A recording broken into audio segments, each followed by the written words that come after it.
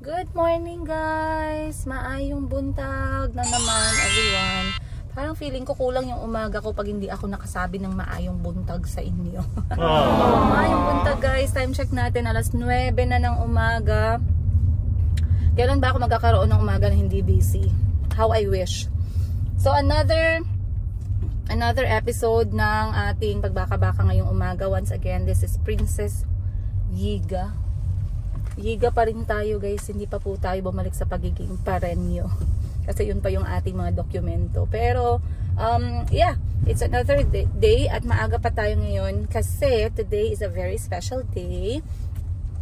Nabalitaan ko ngayong umaga lang na ito palang aking kaibigan na si Maring Wilbert Tolentino, as you guys all know him, sa Facebook, sa YouTube, at saka ngayon as a party list number 49 Ahon Mahirap. They are going to have their I believe meeting yata ang mangyayari dito sa Jensen ngayon. So he is here with the Ahon Mahirap team. Nakita ko yung post niya and I had to welcome him immediately kasi this person for me guys is, I mean, showbiz shutdown. I mean, turn off natin yung showbiz mode guys. I've been with Mr. Wilbert Tolentino in Uganda when he was there. Amazing person, very sincere sa kanyang team. Hindi ko ba alam kasi lahat ng ginagawa niya dapat nandyan palagi yung kanyang mga team, and yung mga team niya kaibigan niya, at yung mga kaibigan niya na yun, we're talking about 10 years to 20 years na friendship. Amazing, diba? So anyway, it's such an honor to be one of his friends, though hindi naman kami ganun talaga. Of course, wag nating lagay yung sarili natin na close, pero I do appreciate him. He's a very good person, and I do appreciate the fact that he was there for me when I needed a doctor for my pamangkin Jericho. Gumawa po talaga ng paraan si Ating Wilbert Tolentino na makonect kami sa maayos na doktor. And he really helped us so huge that side guys. Sa Manila, kasi sa Manila namin nahanap yung doctor ni Jericho. Anyway, let's go back. They are here sa Jensen today and tomorrow. So, nag-message ako sa kanya, nag-reply po siya agad, ganun po siya kasarap maging kaibigan. And I really wanted to invite him and his team for dinner, just to have him for some time, just to see him, ask how he is. I want to be with him a little bit of his time. Tingnan natin kung may oras siya kasi sobrang excited din siya na nag-message tayo, and I hope we're going to see each other. So sabi ko baka lunch, kaso hindi sila pwede ng lunch, so baka dinner na lang. So let's try kung makikita natin siya tonight. Ini-invite ko siya sa isang napaka well-known din na restaurant dito, tuna restaurant dito sa Jensen, the Rachel's Tuna Grill, na pagmamayari ni Ma'am Rachel Maslog. Ayun, dyan tayo guys, titikman natin yung sarap ni Ma'am Rachel. I mean, sarap ng Rachel Restaurant pala, sorry. Mali tuloy yung grammar natin kahit nakatagalog tayo. But anyway, I am very excited na sana ay makidnap natin si Sir Wilbert Tolentino guys ngayon. At kung meron man, baka malaman yung picture na lang yung post natin, kay mahiya man tayo mag-vlog tapos araw ng kanyang pahinga o in-invite natin siya sa dinner. Huwag tayong mag-vlog habang naga-dinner. Kasi alam naman ni Ating Wilbert na ako din ay nagbablog. Alam niya yun. Pero syempre ako, hindi naman ako laging nagbablog talaga. Lalo na pag may mga moments akong gustong i-enjoy. Ate, wait lang. Patudlo ka paano mag-open sa mga door. Nasi part sa sulod. Dire sa may gate. Ang susi nasa iyaha para mag-guide ka niya. So anyway, yeah. In-invite ko sila for dinner. I'm not sure what he's gonna say. I sent him the menu para makapili na ang all. Mahirapan na siya guys mag-say no kasi nga nandyan na yung menu. Para hindi naman tayo mapahiya mga taga Jensen, ay ayusin natin no. Send natin yung menu para maluto yung pagkain at masarap yung pagkain. Pag-isipan talaga nila kung anong klaseng sangkap yung ilagay. Alright. But for now, mamaya balik tayo dyan. Ngayon nandito ako sa Laba Lobby, as you can see, sa ating laundry shop. Ako po muna ay mag-check ng kanilang trabaho kahapon. Ano yung update, ano yung improvement. Kasi yung kulang na lang is yung machine, which is ilalagay naman nila next week. Titingnan natin ano nang itsura dito sa loob, and then ngayon din ang araw ng aming training for the laundry shop. So yung training natin is going to be 5 days, kasama ko si Parts at saka yung staff, and then ako, para 3 kaming matrain. So after this, I'm going to go directly sa ating training venue. So tara, pasok tayo sa loob guys, chikahin. I-update natin anong itsura sa loob. Let's go! Okay, andito na tayo guys sa shop. So, napinturahan na siya. Ganyan lang siya guys ha. Yan. Kasi maliit lang naman. 3 sets lang tayo. Pero maganda. Maganda yung gawa nila. Pulidong pulido. As you can see. That's how it looks like. So, nandito yung ating gas tank. Ayan yung gas tank natin. Para sa dryer. Nalagay na siya. Then, dito na side naman yung ating water tank. Okay. So, ang kulang na lang dito is yung machine na lang mismo. Which is going to be installed, I believe, next week. Then, dito na side, guys, maglalagay lang kami ng reminders, then prices natin. And then, dito is yung table and chairs. Then, I will add a little bit of snack bar dito na side para sa mga nag-aantay ng palondry nila. Kasali na rin pala sa package, guys, etong ating shelves para sa mga full service, yung magpapa-full service. Pero I love the fact na ang laki ng space namin for the baskets. So, kung marami yung gusto magpalaba, merong space for baskets, right? So, ito si Ate Hana. Say hi, Ate Hana. Ate Hana is our labalabi staff, right, Tama? Oo, tama. So, dito na uniform ni Ate Hana and today kami ay magti-training. So, let's go, guys. Punta na tayo sa training natin. Dahil anong oras na po? 5 hours yung training natin today. Kaya, let's go. Alright, guys. So, okay na. So far, so good. And medyo late na kami sa training namin. So, it's almost 10 AM. Pero okay lang kasi ano naman very flexible yung oras. So sinama ko na si Ate Hana, ayan. And daanan pala natin ate yung ID mo, no? Oo. Try natin mamayang hapon. So, punta na tayo sa training. So, itong training area namin, guys, basically, is also our partner. Hindi naman partner, ang supplier pala. Kasi maraming nakamisinterpret. Akala nila we are franchising. Hindi po ito franchise. Okay? Ulitin natin. Hindi po siya franchise. Bumili po kami sa kanila ng machine plus yung service. Basically, sila po ay aming service provider. Ayan, vendor. Ayun. Pero, I know, marami pa din namang option dyan. Pero sa lahat kasi ng, guys, pinuntahan ko, ito talaga yung nakita ko na can work for me. And, ang nangyari, ito, basically, dapat showroom lang to. Kaso nga, ginawa na rin nilang laundry area or laundry lounge. Etong kanilang space. Pero kaya maganda siya. At the same time, this is where we're going to do our training. Andito pa rin siya sa city ng Jensan. Siguro right now where we are, it's gonna be like 15 minutes. 10 to 15 minutes if there's no traffic. So pupunta na tayo doon and then magte-training kami, have our lunch at saka continue the training then end of the day. So tatapusin natin ngayon yung ating araw ng mas maaga dahil nga baka mamaya ay mabisi tayo sa gabi. Pero yeah, yun lang guys. What do I expect on this training? Kasi ang dami nilang gagawin for this training. Day 1, day 1. Nawala na tuloy. Wait lang, tingnan natin dito kung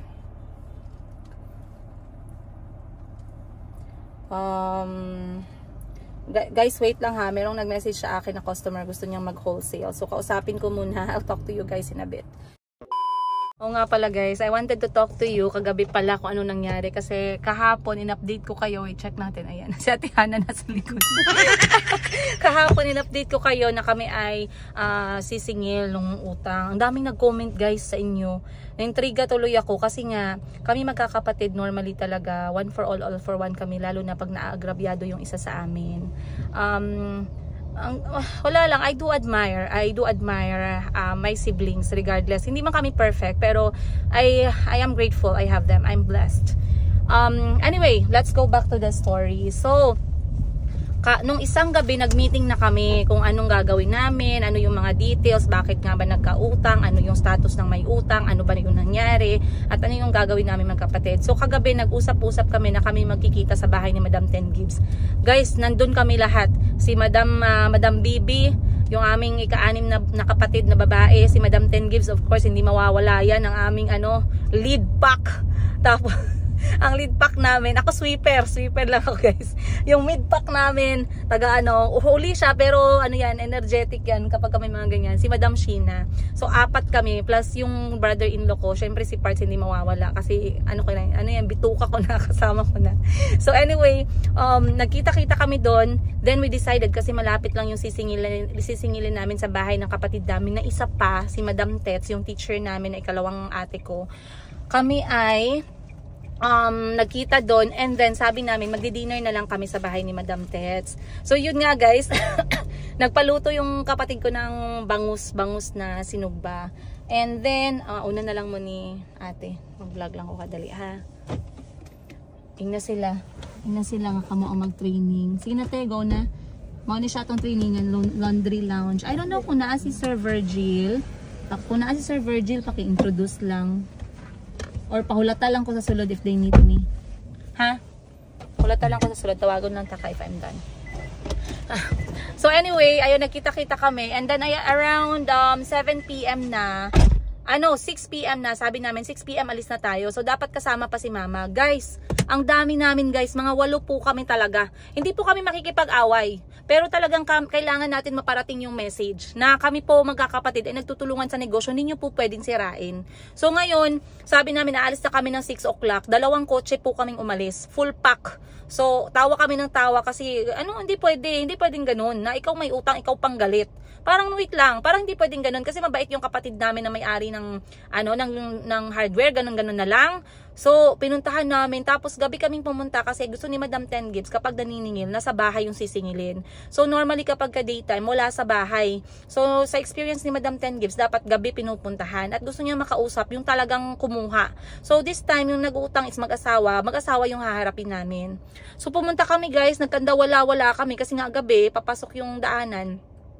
Ngayon, wala naman talaga sa bahay yung sisingilin, pero nasa kapitbahay. So pinuntahan ng anak niya and then tinawag. Pinapasok naman kami, okay, kumalma, good point number 1. Kasi akala namin mangang-away kasi siya pa ang galit sa cellphone. Eh di medyo iniisip namin na baka to matapang din to sa personal. Pero pag kita niya sa amin, nakita niya siguro na 2 kotse kami, 8 kaming sumingil. O di ba kasi sabi ko 4 kami magkakapatid na may-ari ng hardware. Hindi pwedeng ganyan na pagkatapos mong utangin, napagawa mo na yung bahay mo, ay abay kinalimutan mo na yung utang mo. So sabi namin nag-greet naman kami guys kasi sabi ng tatay namin kahit anong mangyari, huwag nyo kalimutan mag-greet. Kasi yun napapakita, number 1, na may ugali ka. So hindi talaga namin nakalimutan. Eh di na good evening kami. Good evening po. Sabi ng kapatid ko, kasama ko mga kapatid ko. Tuloy kayo. Kuha kayo upuan doon, anak. Kunan nyo ng upuan, tuloy kayo. Eh di umupo kaming lahat. So okay lang, kalma naman yung usapan namin. And then direct to the point na, singilan na agad. Ano pong plano ninyo sa utang ninyo? Kasi mag-iisang taon na po. Ang usapan ninyo ay babayaran po ninyo and then na-delay, sabi ninyo hanggang December, basta ma-paid ninyo. Dumaan na po yung December. Tayo po ay magsa-summer na, magbabakasyon na po yung lahat, hindi pa po kayo bayad.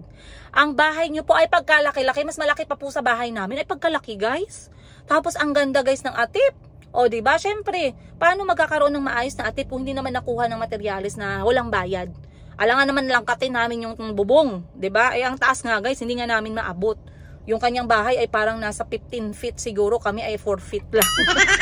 So sabi namin, hindi pwedeng ganun kasi walang magpapakuha sa iyo ng materyales para gawin yung bahay mo nang wala kang perang binayad or hindi mo binayaran yung materyales kasi gawa na, ayan na Ngayon, dahil alam ninyo na nasolve yung problema ninyo, may bahay na kayo, hindi po kayo nababasa ng ulan, naiinitan, sana prioritize nyo po muna yung pambayad dun sa negosyo na kinuhanan ninyo. Kasi nakita niyo yung negosyo, ako talaga nagsalita guys kasi si Madam Ten Gibbs yung nauna, sabi niya, kailangan po namin talagang kolektahin yan kasi matagal na po yan, and then ako nang sumunod, then si Madam Sheena.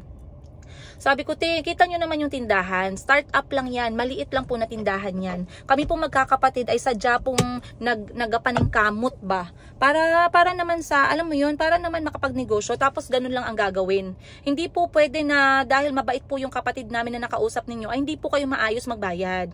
Nung June pa po yung materyales. Magiging June na po tayo 2025. Paki naman po, hindi ka pwedeng magalit. Kasi number 1, wala ka namang binabayarang interest. Kung ano yung presyo na kinuha mo dun sa tindahan, yun pa rin yung ibabalik mo. Umabot na nga ng 1 taon. Buti sana kung may interest siyang binabayaran. Wala guys. Yun yung pang-rolling namin na kapital. Paano kung yung hardware mo, 100,000 lang yung kinapital mo kasi maliit lang. Inutang pa ng customer yung kalahati, hindi pa binayaran, ay kawawa. lugmok talaga yung kapatid ko na magkakaroon ng negosyo na ganyan. Sa aming part naman, sinabihan namin yung kapatid namin na wag kang magpapautang kasi hindi mo pa kayang maningil. Hindi pa malakas yung loob mo at masyado kang mabait. Wag kang magpapautang. Okay lang, sige lang. So ngayon, okay lang guys, kasi sa part naman ng kapatid ko, merong learning. Ito ngayon sabi ko sa kanya, na wag siyang magpa-stress talaga.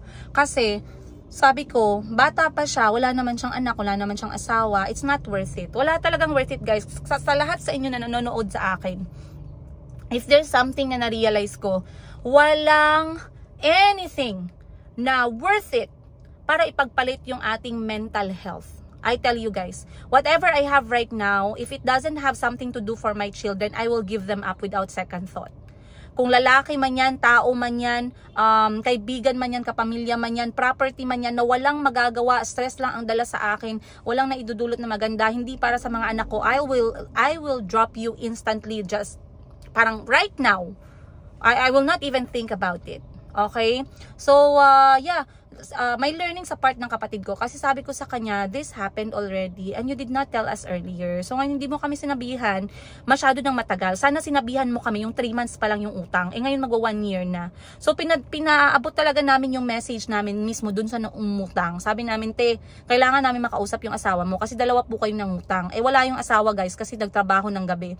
Sabi namin, babalikan namin kayo bukas kasi kailangan po namin ng sagot. Ganun talaga yung parang yung message mo direct. So sabi niya, ma'am, ganito lang talaga yung mababayad ko, ma'am, ngayong buwan, pero tatapusin ko po siya in 2 months kasi meron po akong perang parating, ganito, ganyan. So sinusulat namin yung details, papapirmahan sa kanya kasi kailangan din naman natin maging kahit gaano mo sabihin agrabyado ka na, kahit gaano mo sabihin na kailangan mo yung pera. Ang point doon is walang pera ngayon. So ano yung gagawin natin? Anong solusyon doon? So pinag-usapan namin guys, we came up with a little bit of solution, at least nakatulong, at least maisip natin na talagang magfo-focus siya doon sa kinuha niyang amount or utang na kailangan niyang bayaran para hindi naman bumagsak yung negosyo.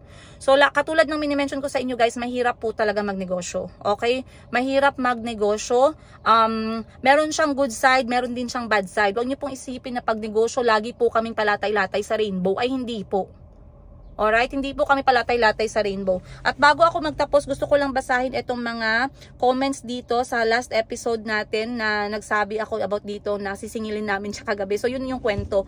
Umuwi kami, wala kaming dalang pera, wala kaming nabitbit na pera, pero dala namin yung paper na pinirmahan niya na magbabayad siya ng ganitong date, 3 date, hatiin sa 3 date, at by the end of April ay mababayaran na. So i-update ko pa rin kayo guys, walang problema. Itong story na to, itatapusin natin. So eto, merong nag-comment dito. Sa baba, wait lang ha. Ma'am, may ganyan po talaga, magaling mangutang. Ako nga may konting negosyo, pa due date na, sabihin na lang nila na wala silang pera, ganun-ganun lang. Kaya kailangan habaan ang pasensya. Ikain na lang natin yung galit. O, sabi ni Mama Maria. Kasi alam ko mahirap talaga guys. Next, meron nagsabi dito na ma'am, pwede mong i-claim sa court yan. Ganyan din yung nanay ko nagpapautang. Ako yung naniningil nung high school. Kasi pag sa akin nagbayad, sa akin na daw. Actually, laki din kami sa ganyan. Pero naiinis ako dati kasi si mama pautang ng pautang. Kami yung naniningil. Ayoko ng ganun. So, alam ng kapatid ko yan. Actually, nag-sorry yung kapatid ko sa akin. Sabi niya, sorry, hindi na lang kita ng stress. Ayoko sana na ma-stress kayo, pero kailangan ko talaga ng respect. So, pag yung kapatid mo nagsabi ng ganyan, ibig sabihin talaga, na-push na siya sa wall. So, ginawa namin yung kailangan namin gawin, and so far so good naman guys. Wala namang hindi nadadala sa maayos na usapan. Pero yung totoo guys, nagprepare na po ako ng extra blood kagabi, baka makulangan yung A+ ko. At least meron tayong pampapuno sa dugo kung magkaroon man ng sakitan. Ayun, next kay Ma'am Maria Bunda, sabi niya, naku madami talagang ganyan na mga mangungutang. Sobrang galing magbuladas para makautang, pero sa singilan pahirapan. Happened to me before, napagod na ako kakabalik para maningil. Makapal po talaga yung mukha. Ending pinagpapasa Diyos ko na lang. Pero yung mangungutang na yung lalong naghirap ang buhay. Kasi manloloko bad karma ang balik sa kanya. Yes, bad karma. Ano pa ba? Ang daming comment guys, basahin niyo yung mga comment, ang gaganda ng mga comment. So once again, dito ko ikikwento sa inyo yung buhay ko guys as negosyante, pa konti-konting negosyo here and there, basta magkaperahan, basta wag lang natin ibenta yung katawan natin at saka yung laman loob natin, okay lang yan. And single nanay din po ako ng 4 na half African, half Filipino children.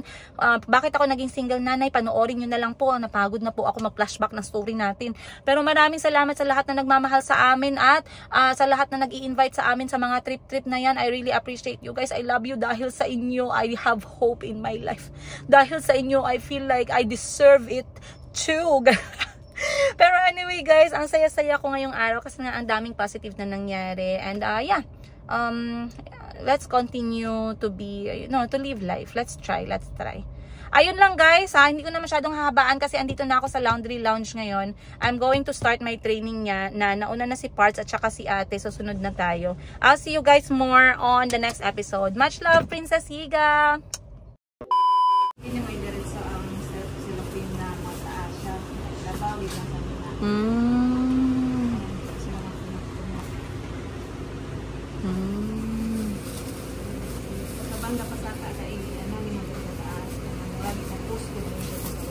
I-push. Okay. So dapat tarong pati pagbutang sa plastic. Ano siya amoy be? Di kayo maamoy ang downy, no? Hindi siya naga-downy. Wala siya naga-downy. May tao kasi na hindi mag-downy. I see. Hindi ba gini siya mangurot, mangpitaitan, manggumin. Oo. Mao na siya mga customer na mo. Pila ka load niya ha? Isa lang. Ha, dagana ba? Ang customer na mo ma'am na magingon sila 8 kilos lang. So mabisto na mo sa cellophane. Oo. Pag 8 kilos kasi tama lang siya rin. So kariyahan ay sobra titan eh. So pag yung ana 8 kilos na siya. Oo. Okay. Galing.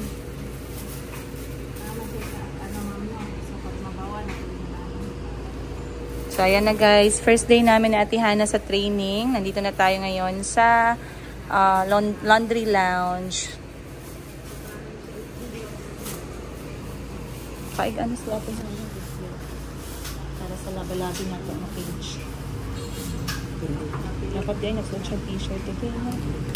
Nakatindog lang. Tape ang gamit. Isa lang siya na tape. Tapos ang tape na ma'am.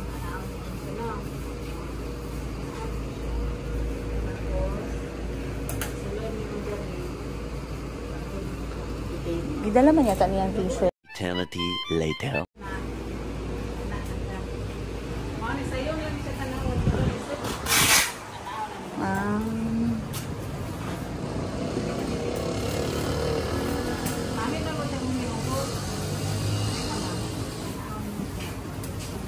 Ang galing guys, sabi ni ate na nag-training sa amin, malalaman na pala dito kung 8 kg or more yung pinapalaba.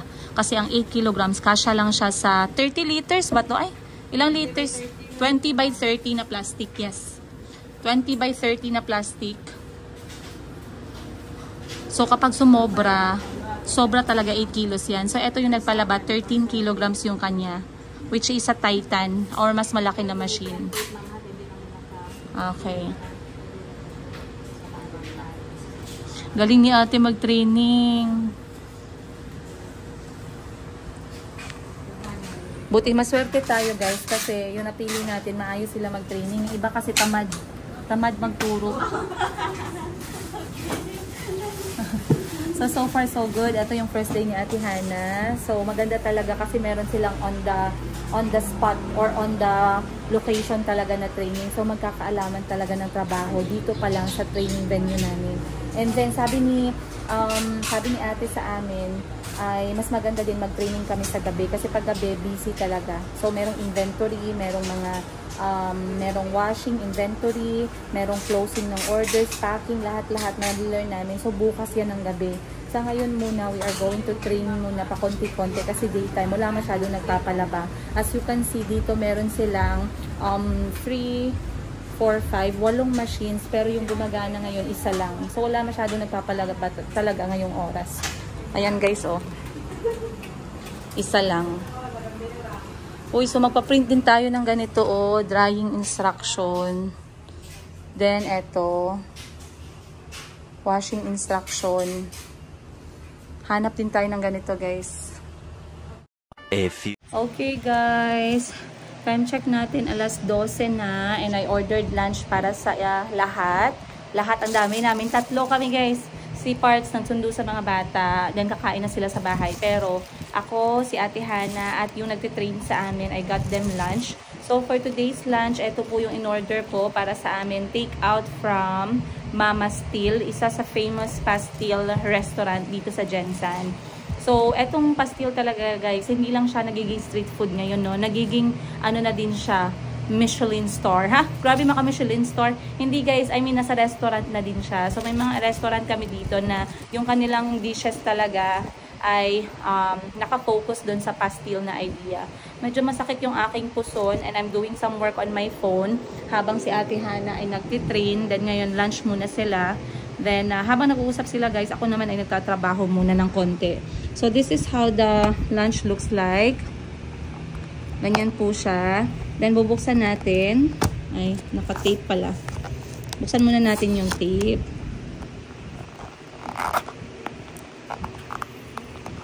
So, etong pastil na to, pack lunch to go, this is 94 pesos. So, sa 94 pesos, ayan po yung kasali. Meron siyang adobong talong, merong special Mama Still sauce, merong kanin na merong toppings na chicken, and pipino. So, hindi mo naman siya masabing fast food, guys. It's a very healthy option. You have your protein, you have your carbs, you have your vegetables. Wala lang tayong fruits, and I have my water. Iwas na tayo sa Coke, sabi ni Doc Alvin. Kasi yung Coke daw, hindi yan siya sabon na pwede mong banlawan ng tubig. So, magtubig na tayo. Naalala ko lagi yung sinabi niya. So, lunch na tayo, guys, para mako-continue tayo for today's work.